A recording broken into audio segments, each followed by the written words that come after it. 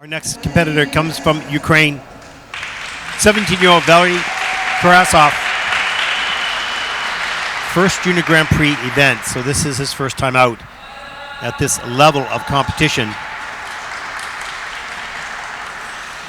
And he'll look to set his personal best score on the Junior Grand Prix right now.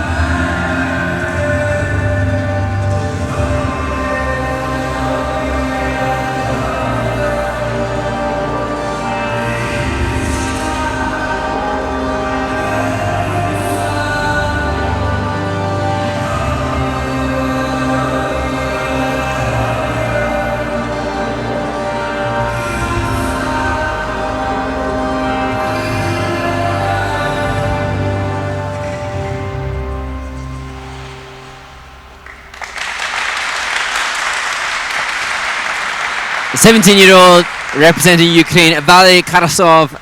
And Ted, I hope we can relive the facial expression on the landing of that triple lutz for Valerii. This is a skater who, in his last international in the Triglav Trophy, he only had 2 triples there. I've only seen him ever go for lutz and salchow. So here, opening with flip toe, indication that this is a skater that's had a really fruitful off-season. So you're putting the pressure on me to make sure I got that jump? Is that the hint? Absolutely.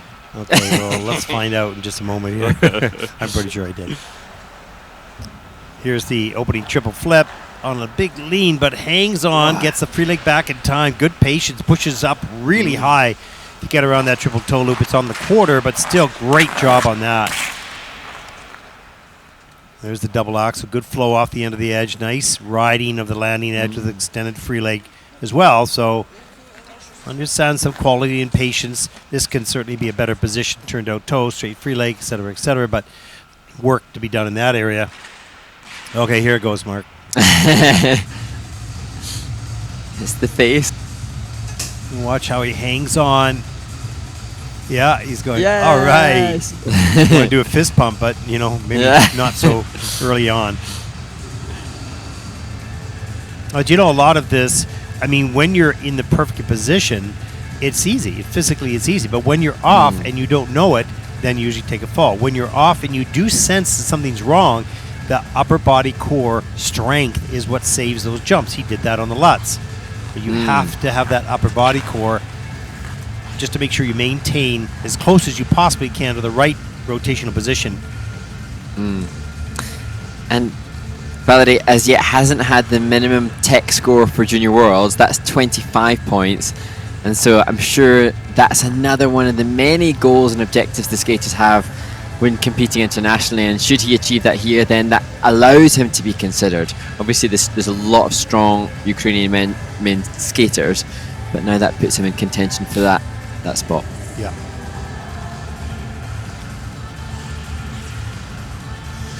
Yeah, lots to sort of take in and be interested to know. We'll never know, but the debrief, if you will, after a competition that happens with the coaches and the parents, and some people go, make it really a formal part of their program.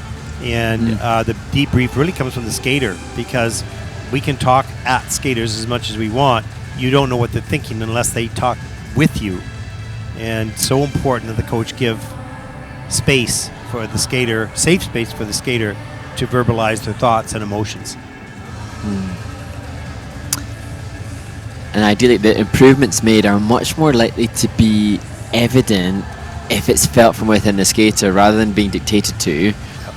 You're more likely to make the changes when you can apply them yourself initially, not just dictated. Well, you have to skate by yourself, and if you are too dependent on mom or dad or the coach, it's, how do I put this properly?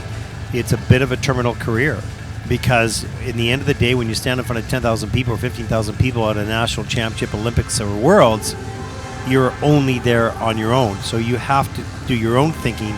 You have to understand where you're at and be in the moment. And other people help and guide you for sure. Absolutely, you need to have that whole team there. But you have to be independent and individual and strong individually to be able to cope with those moments. Along the way here in juniors, it's different. You're learning that. It's okay. It's okay. You need lots of support. But at that top level, boy, you got to have that yourself. Now here are the scores. At 51.95, and that will put this young man currently into 12th place at this stage of the competition. 4 skaters to come.